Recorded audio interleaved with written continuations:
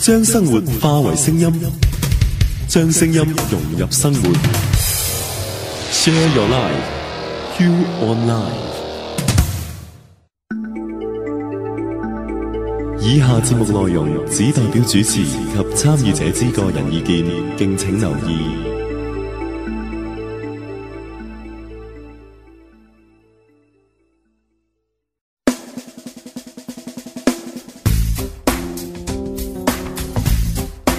聲音起動，娛樂無窮。Share your life, you online。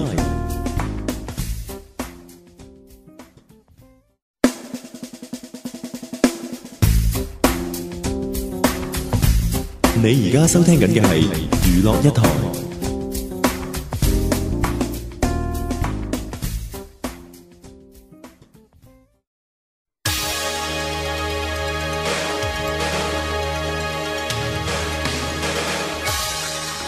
你而家收聽緊嘅係 You Online 粵語頻道。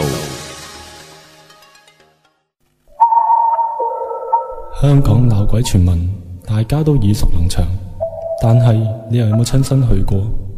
如果話你知鬼根本無處不在，你又會點應付？探靈係咪一定會遇上靈體？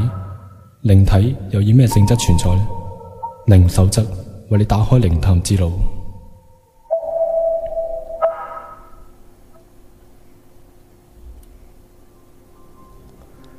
香港首期會靈守則，今晚有我龍女同我阿標喺度嘅。係啦，咁上集呢，我哋就請咗一位叫 Jason 嘅朋友啦，天生就擁有呢個陰陽眼嘅，講咗佢以前童年時代嘅經歷啦。咁今集我哋開始呢，就事不宜遲，聽下佢遇上靈體嘅時候究竟有啲咩症狀發生先。頭痛，冷熱，氣味，起雞皮毛。有氣味，氣味，頭痛同埋冷熱，呢三樣係最強烈。同一般都正常，同一般我哋標到嘅都正常。佢哋出邊其他人會點？即係同樣有頭痛最起碼一定有。係，我都試過頭痛，跟住起雞皮，即係冷，即係突然之間背脊寒嗰隻。係啊，類似啦，即係呢啲感覺啦。但係你頭痛氣味就我哋未試過，氣味未試過，但係我哋聽係咯，啲發科嗰啲人就話有味嘅咯，佢哋係啦。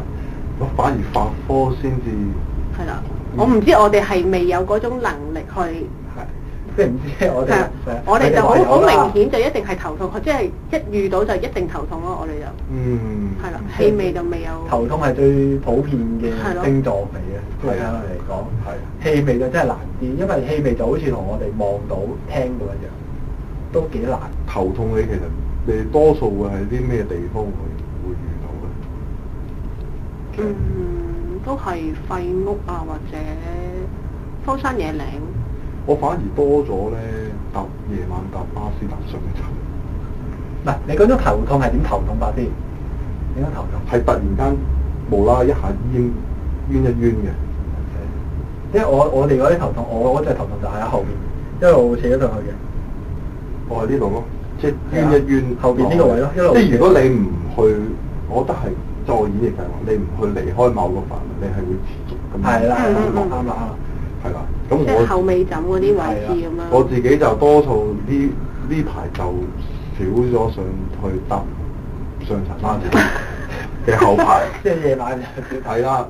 係，總之唔知點解嘅，一上親上層巴士就頭痛㗎啦。都落翻啦。總之唔換你賴啦，都賴嗰啲嘢啦。坐下邊就永遠唔會有事。因為感覺就唔知道啦。自己都唔搏㗎啦，係因為知道自己有嗰種感應。都當係嗰回事算啦，即係始終經歷咗就克服，我唔再驚啦，但係亦都唔想話因為我唔怕你而我去惹佢。好啦，翻嚟啦，我哋又佢話基本上啦，其實大家遇到呢個靈體咧都會頭痛嘅。我哋出去靈探嘅時候嗰個經歷都係咁樣啦。一遇到就哇個頭嗰個後尾枕係個頭就有反應俾我哋，仲要係後尾枕嗰啲啄落去咁樣嘅。咁啊，除咗呢個我哋喺個聲檔入面聽到啦，就係除咗佢係有頭痛之外咧，其實佢都曾經阿 Jason 曾經試過都會有一個氣味經歷嘅。咁我哋聽一聽佢點樣嘅經歷先，究竟係氣味嗰邊咧？咁其實點解我會話有氣味？反而我覺得點解你哋即係出邊聽唔到咧？咁其實而家我哋即係唔好講話即係公共地方啊、交通工具啊，有好多人有香水啊、香體露啊啲等等。咁但係我自己嗰種氣味而係我自己一個人坐喺一間類似咁嘅房度咧，自己沖完涼嚇，你會突然間有一種老除喺你側邊走過。阿龍佢可能知咩叫老除。好難形容。係啦，嗰種味係會喺牆嗰度走出嚟，即係你當然唔會有任何通風系統啦，冇開窗。哇，好臭！但係你唔會講得出口嘅。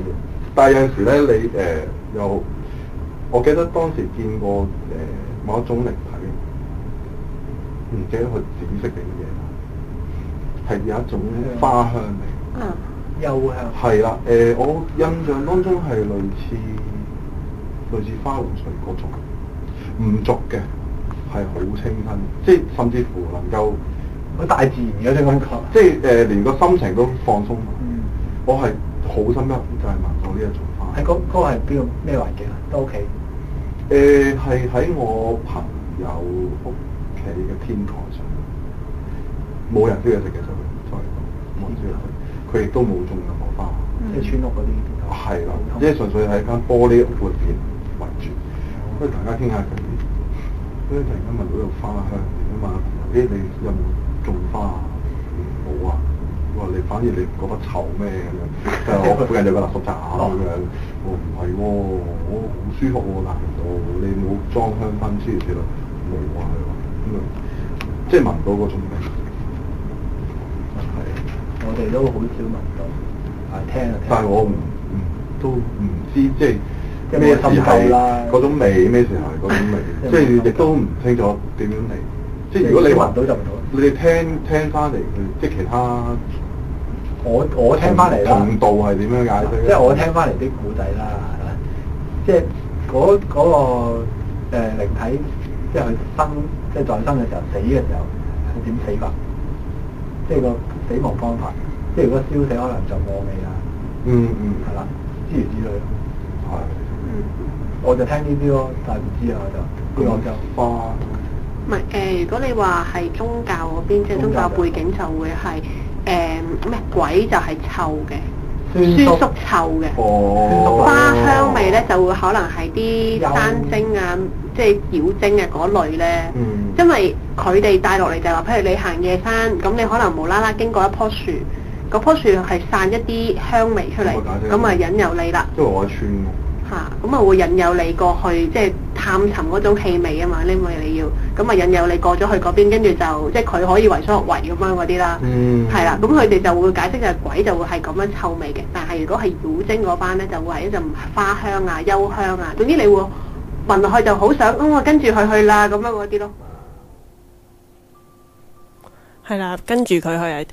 好彩阿 Jason 嗰次咧就冇跟住啲氣味走咗去啊，係啊，咁啊其實佢講到話一陣所謂嘅老除咧，咁其實就可以略略形容一下，即係一陣汗味咯。我諗佢所講嘅係一陣，因為佢係嗰一刻係啦，因為佢已經沖完涼噶啦嘛。理論上你一個人沖完涼喺間房度，應該聞到番梘味噶嘛，就唔應該有嗰一陣咁嘅臭味出到嚟嘅。咁啊，當然啦，除咗呢個氣味經歷之外呢，咁 Jason 擁有呢個陰陽眼嘅話，佢當然有不同嘅經歷啦，同我哋出去靈探嘅亦都有好多唔同嘅嘢嘅。咁下一節翻嚟，我哋繼續同大家分享一下。香港鬧鬼傳聞，大家都耳熟能詳，但係你又有冇親身去過？如果話你知鬼根本無處不在，你又會點應付？探靈係咪一定會遇上靈體？靈體又以咩性質存在呢？靈守則為你打開靈探之路。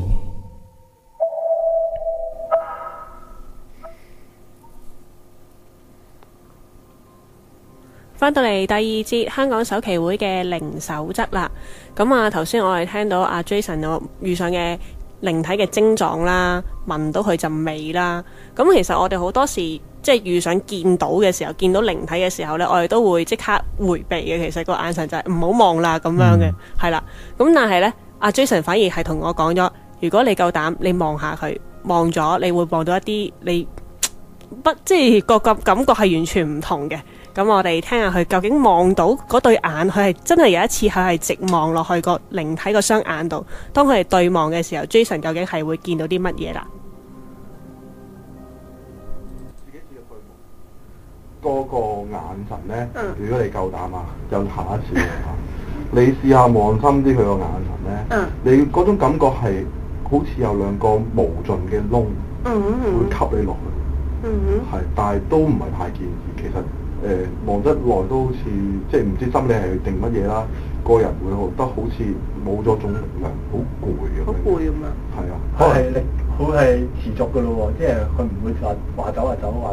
即係唔會一瞬間就消失嗰啲嘢嘅，即係持續冇係企喺度，即係伸咗個頭喺度。哦，係啊，直至到我合埋眼做完呢個動作就冇咗。咁其實我覺得係嗰次之後咧，即係我叫做冚完佢之後啦，係成間屋個氣氛係唔同咗。我係有一種好似拉開我嘅窗簾布，有陽光滲咗入嚟嗰種感覺。之前係覺得成間屋好陰沉，即係有好多嘢冚住我間屋，但係自嗰件事之後咧，我覺得間屋係多咗啲氣氛翻嚟，咁我唔知係咪叫做勇氣啦，即係變咗可以協助得到我繼續去打往後嘅仗啊，點樣面對佢哋啊，同佢哋繼續爭持。你未面對之前，其實同屋企人嘅關係同面對咗之後有冇改變嘅？多咗個話題啊，即係。我阿媽呢度攞你嚟講，係啊，我阿媽我啲親戚啊意見親，你話呢排有冇見到你老豆啊？我話冇喎，我見到我都想問5個字，問佢攞6合彩，但係6合真係見唔到。咁見就真係呢，而家大個咗啦，都少見，反而會即係有感覺就多。即係重大事件就係咁，即係打咗個嘢一巴啦，係啊。好啦，我哋又翻嚟啦。原來望住靈體雙眼嘅時候呢，會有一個無盡嘅深淵咁樣望咗入去嘅。呢個係佢第一次面對靈體嘅時候，係啦嘅第一個反應啊。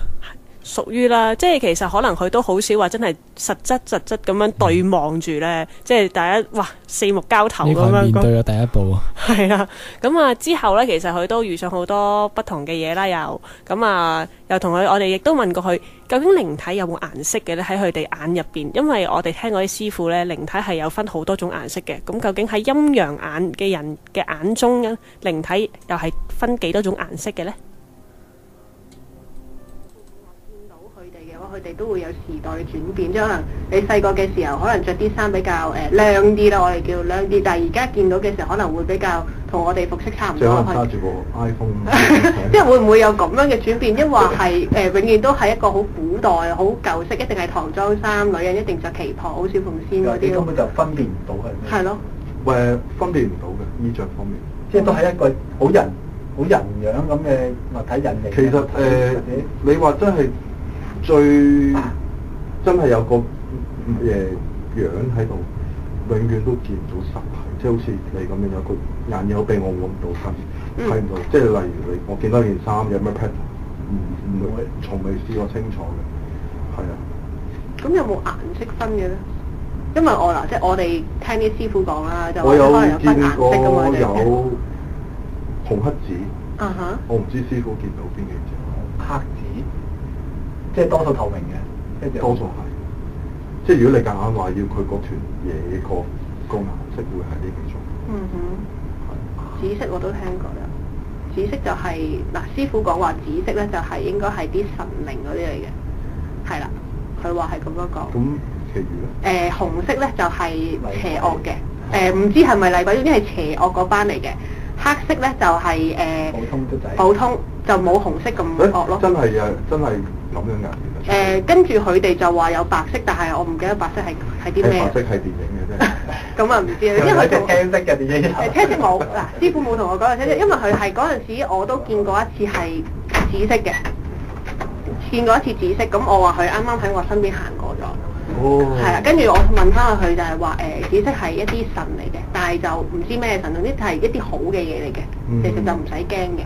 我反而我都係一落咁。因為其實即係正如我剛才所講，我係自己有自己一個同佢哋溝通個方法，所以我好少，甚至乎未試過去求助第三者話我見到呢啲嘢喎，我點樣同佢相處？佢哋即係唔會有人同我交流佢哋嘅嘢，只有我同佢哋去交流，由我自己親身去，即係自己建立咗一套理論啦，即係點樣面對啦，係啦。即係所以會長問我：你見到咩？我見到最記得就係紅色、黑色、紫色。因為呢啲就好想俾人睇到話，就真係有啲咁嘅分別嘅。咁所以我其實點解我即係好希望即係盡快即係接受你嘅訪問，起碼我了解下出邊嗰套究竟係點樣咧？對於佢哋嚟講，紅色係咩啊？紅色係邪惡咯。但係其實你即係你見過咁多種顏色啦，即係咁樣講啦。其實感覺係咪都係一樣？係對你嘅感覺，你 feel 嗰陣時係咪都係？黑色我見最多。紅色咧，通常我就唔會話佢因我出現喺我附近，反而係會喺我好遠距離，即係周圍剎那間就周圍走嗰隻，切切咁轉嘅。係啦，即係切切咁轉嘅，反而係離我好遠嘅。紫色都有一段時間，睇下幾時咧？紫色都係唔係好定期，但係都係比較少，但係都喺我身邊。都係細個嘅時候。都係喺我身邊，係啊，細個會比較多，但係慢慢大個啊，開始面對佢哋嘅時候，紫色少見啊，開始。咁你而家都會見到㗎？而家見唔到。即係冇咗呢種嘢啦。係啦，係啦。到幾多歲啊？11歲到咯。即係面對完過咗幾年之後就冇玩啦。係啊，即係唔到12歲。好啦，我哋啱啱聽完 Jason 講，佢見到嘅係紅色、黑色同埋呢個紫色嘅靈體。咁啊，紫色其實佢話喺細個時候反而多啦，大咗就冇咯喎，喺好遠好遠距離咁樣。可能嗱，如果根據宗教嚟講咧，紫色如果係神靈嘅話咧，咁樣即係細個嘅時候就受呢個神靈嘅保護啊。某程度上，我會覺得有冇可能性咧？個視頻開晒咧，係乜嘢都接收到咯。我覺得係即係大咗就慢慢退啦。呢啲嘢咁啊，所以就開始即係細個係神鬼全部都見到晒。跟住自從佢面對咗之後，就開始關閉咗呢個功能。關閉咗功能係即係開始慢慢接觸唔到咯。咁啊，我哋等陣翻嚟呢，我哋會聽下佢究竟點樣同呢個靈體真正嘅溝通方法啦。香港鬧鬼傳聞，大家都耳熟能詳，但係你又有冇親身去過？如果話你知鬼根本無處不在，你又會點應付？探靈係咪一定會遇上靈體？靈體又以咩性質存在呢？靈守則為你打開靈探之路。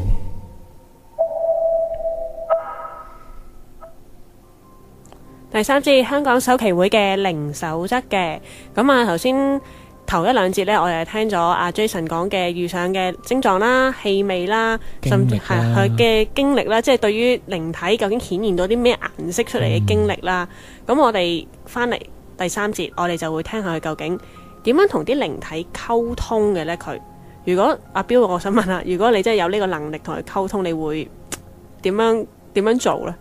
即係如果佢想同你示意你做啲嘢嘅時候，你會俾啲咩回應佢？哇！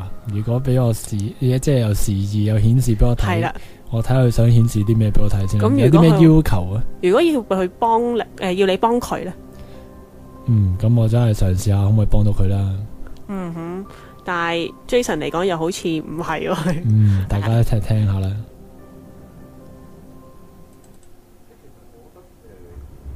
在於我自己嚟講啦，見鬼就成日都有好多人話唔見。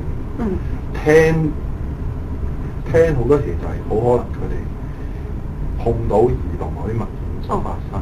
即係我啱啱係想問，佢哋有冇同你講過嘢咧？直頭係。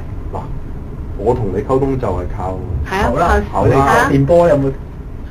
係咯。我同佢溝通嘅方式咧，就真係講嗰句唔使講到出口嘅。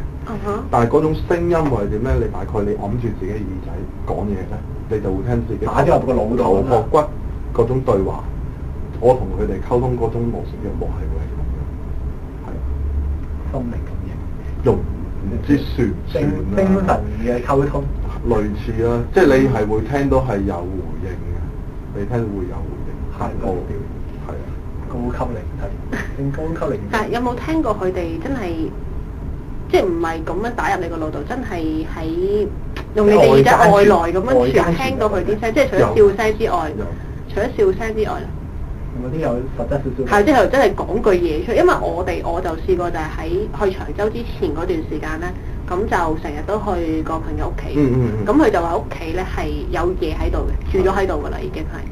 咁我有一晚咧就係唔知傾偈咁樣啦，傾到半夜3更咁樣，忽然間企喺個窗口側邊，嗰陣時2、3點鐘啦，企喺窗口側邊，跟住有一把好靚嘅、好好聽嘅一把歌聲，咁啊唱咗都有我諗係10秒啦，都有嗰段歌聲唱咗一陣間，跟住我係聽到越聽其實係好好聽，但係個心咧就好似唔係即係唔應該存在嘅呢把聲音係啊，即係冇可能有把咁樣嘅聲出現咗咁樣，跟住就我個朋友佢都即係知道噶嘛，咁佢都問我咦乜你聽到啊咁樣，即係我就聽過一啲咁樣嘅聲，自此之後就開始就係容易見到咯，會係咯，即係其實我想知你會唔會都係聽一啲即係有笑聲啦，譬如咧撞擊啲嘢啊嗰啲聲之後，會唔會又有啲咁樣嘅聲音會發出俾你聽到？情況，反而我係聽嗰啲恐怖嘅笑聲會比較多。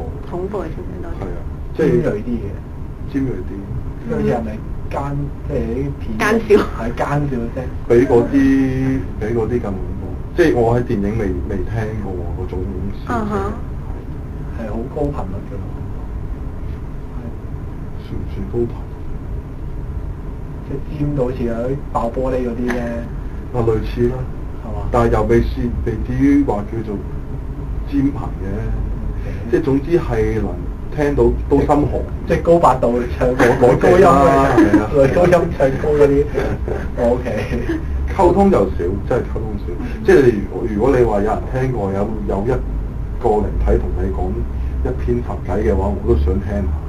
但係據我所知就未聽過呢啲咁嘅嘢。我哋都係我自己都未聽過。佢哋講嘢就會係我哋聽到嘅話咧，即係用耳仔聽啦，就係咁。係啊，同埋通常我自己聽類似對話咧，你如果細心啲聽，其實係不斷重複㗎。係啊，不斷重複，跟住其實佢哋去都係嗰段聲就係喺度播。係啦，咁其實究竟嗰啲係唔係叫對話咧？因為我自己聽唔清楚，好可能唔係廣東話啦，可能係第二啲語言啦。咁所以我就唔當佢係一段對話。咁但係我好肯定就係不斷重複。就會有呢啲聲出嚟啦，不斷重複啲聲頻出咗嚟。係啊，我自己個經歷會係咁。但係如果佢真係同你溝通嘅，就直接打咗入你度啦。係啊，就直接打咗入你度，你就明佢講咩。係啦，即係其實佢好可能就係好似電台廣播講，我不斷重複嘅，純粹睇下你有咩人，即係收到呢度咁樣。咁你話同我有溝通嗰隻咧，就係知道我感應不到佢，針對將呢個信息話俾我聽，佢嗰隻會係咁樣咯，係即係獨有嘅頻道啦。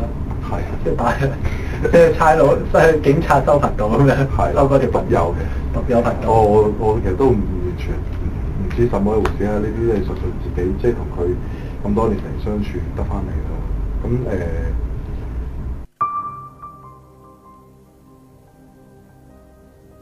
咁樣佢咧，阿 Jason 咧就係點樣同佢哋溝通法嘅咧？原來就係直接喺個腦入邊會有一啲。即係信息已經喺個腦入邊都出現咗出嚟㗎啦，就唔係話喺外界咁樣，好似我哋要同人哋講嘢，喂，我要用把聲，跟住聲帶咁樣入落你隻耳仔，然後你就反射到去中樞神經咁樣聽我啲信息咁樣，其實幾特別咯。呢樣嘢我會如果喺我哋個 GBS theory 入邊呢，呢個係列入咗一個叫做電波嘅嘢嚟㗎啦，即係直接喺個腦度出現咗。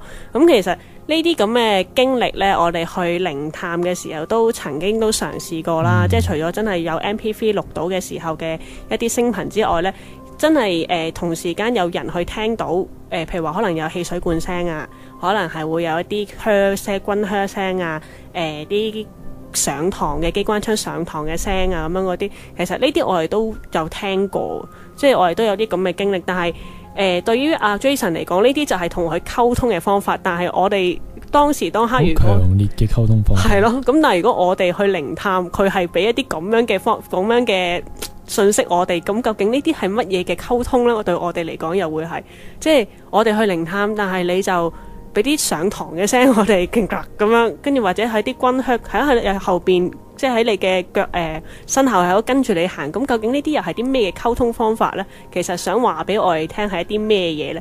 係咪想話顯示俾我哋聽？嗱，我喺你側邊，你知唔知我喺度啊？即係會唔會有啲係咁樣嘅演示方式嚟呢？其實都係一個。咁啊，嗱呢一節呢，我哋就聽咗佢點樣同人溝通啦。下一節翻嚟呢，我哋就會聽下阿 Jason 去一個比較我哋都好熟悉嘅地方啊，長洲。佢究竟喺長洲遇上一個咩經歷呢？而令到佢嘅朋友都有啲驚恐嘅，其實個經歷都咁啊！我哋下一節翻嚟繼續同大家分享啊。香港鬧鬼傳聞，大家都耳熟能詳。但係你又有冇親身去過？如果話你知鬼根本無處不在，你又會點應付？探靈係咪一定會遇上靈體？靈體又以咩性質存在呢？靈守則為你打開靈探之路。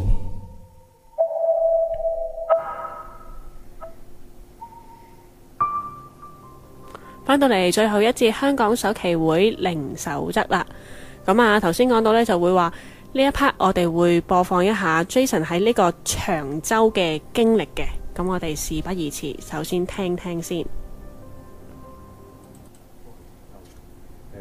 同 friend 打牌，咁其實大家都有去過啲 camp 咧，地下嗰層永遠有塊大玻璃，有一塊大玻璃係燙嘅，燙門，跟住仲要有得落點嘅，係啊，咁咧其實燙完之後，你會發覺有條罅仔嘅，好細條罅，咁嗰陣時咧我就同啲朋友即係打緊牌啦，咁我就啱啱對住塊簾，即係啱啱有條罅。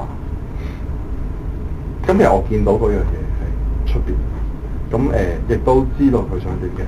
咁其實佢係正如你所講剛才，就係話佢想我幫手，即係我接收到個訊息，即係想我幫手。咁但係我當睇唔到啦，因為其實我自己對佢哋嘅了解就係話，即係即使佢有乜嘢要求，我盡量都當唔知唔幫，因為我其實好擔心一樣嘢，我幫你嘅時候，我究竟我付出嘅只唔止係我幫你嘅嗰種行為咧？我會唔會話我會付出我嘅健康咧？我嘅屋企人咧？我嘅事業啊等等，好似賭一鋪咁樣。係啊，其實好可能佢呃緊我嘅喎。我知道你見到我嘅，我好慘，我有啲嘢想你幫，咁其實原來純粹氹你落嚟。所以我到現時為止，我都好堅持住呢一樣嘢。咁我講翻個故事啦。咁我即係啲接收到佢，就想我幫手，我唔知做乜嘢。咁但係我就好決絕同佢講，我唔會理你。咁我繼續打牌啦。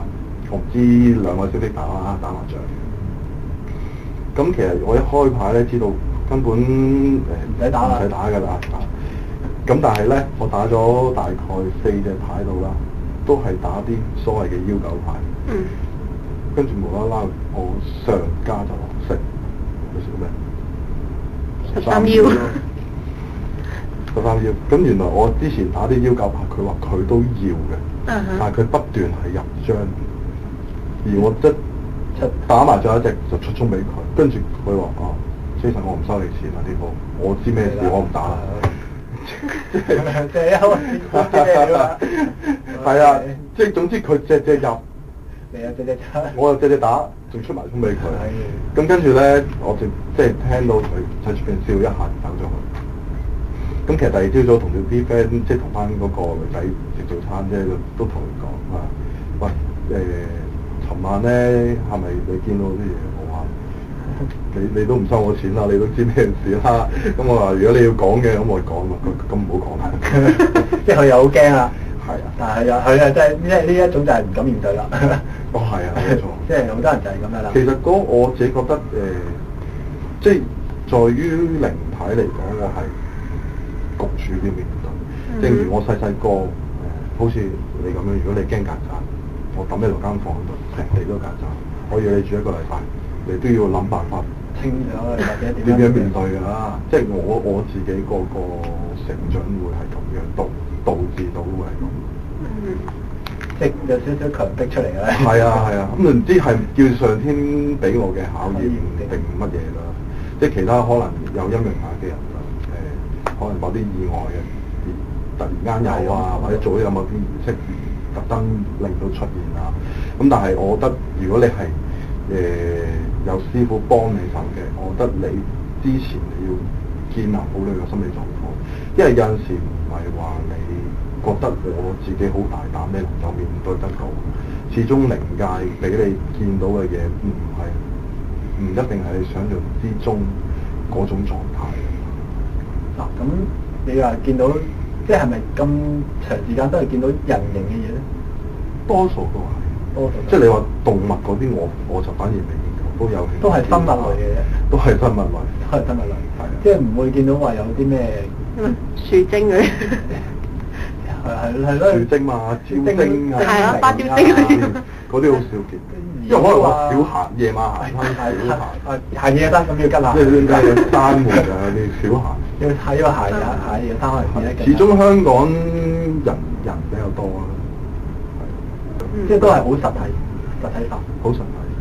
其實我覺得在於靈魂嘅演繹咧，唔同世界有唔同嘅形象，即係視乎我哋嗰個文化，我哋義學傳統當中嗰個演繹係點嘅。你唔會話聽到喺美國有人着旗袍嘅鬼㗎，永遠都係着啲英國皇族嘅衫㗎，就係咁嘅。因為始終你話見鬼嘅人究竟有幾多個係真，幾多係假？你哋見到嘅人係即係唔能夠去分別，即係只有你可以講就係話嗰個人講得叻唔叻，能夠令到你相信嘅講説話。即係除非真係有好多科學嘅實證證明嗰個靈體就喺呢個位置，即係一嚿嘢喺度，有一個儀器能夠可以箍住你，俾到你睇嘅，咁你去證明啦。你呢個人唔需要呢個儀器都可以做到呢樣嘢，咁就可以證明嗰個人睇。我哋翻嚟啦，咁啊頭先聽到阿 Jason 所講嘅長洲嘅打麻雀嘅經歷啦，可以話係啊，大家都話食呢個13邀好邪啊，果然係會遇上靈體。一開牌就已經有13邀食啦。係啦，冇錯。咁其實我又反而幾同意阿 Jason 講法咧，就係喺你唔同嘅國家或者唔同嘅民族傳統之下咧，大家所描繪嘅靈體嗰個外貌咧都會有唔同喎。即係佢哋外國嗰邊可能真係着翻一啲比較高貴族嘅西洋服裝，我哋中國呢邊呢，個個都會話一定係唐裝衫旗袍噶啦，或者係着官服嘅咁樣。咁其實呢個如果假設我哋香港首期會有呢個考察隊可以去到外國度考察嘅時候，究竟我哋會見到會係外國嘅鬼啊，定係中國嘅鬼？呢個好好問題，就係如果一個中國人真係去到外國，遇到靈異事件嘅時候，佢第一個所見到嘅影像，究竟係佢一路以嚟得到嘅知識而得出嘅影像啊？即係投射出嚟嘅嘢啊？定係真係嗰個靈體所影響到佢顯示到嘅影像呢？即係可能佢假設嗰隻靈體真係一個外國嘅靈體嚟嘅，一個西洋人嚟，本身係咁，但係可能係因為去到見到嗰個人係一個中國人，佢本身傳統意識之下，靈體一定係唐裝衫噶啦，咁意識之下就會變到，都係一個唐裝衫嚟嘅。即係呢個就係簡化啲，就係究竟係靈體影響緊你嘅視覺，定係你嘅思維影響緊你嘅視覺啦。係啦，咁你望出嚟嘅嘢就一定好唔同。咁其實如果咁樣嘅話，其實大家遇上靈體嘅時候呢，其實都要作一下一個比較詳盡少少嘅分析添，仲要係摒棄咗自己本身獨有，即係本身已經有嘅最靈體呢一樣嘢嘅一種層面先，摒棄咗佢先。你唔好諗佢係咩樣，你唔好即係預佢係一定七孔流血，一定白色衫，唔好預咁多嘢先。冇晒所有嘅理念，跟住先去接觸佢哋，反而咁樣先係最真實嘅一面咯。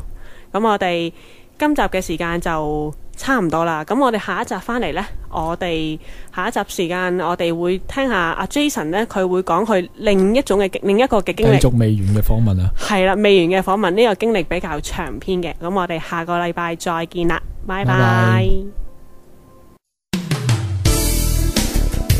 以上節目內容並不代表本台立場，如有查詢或投訴，請電郵至 info@uonlife.com。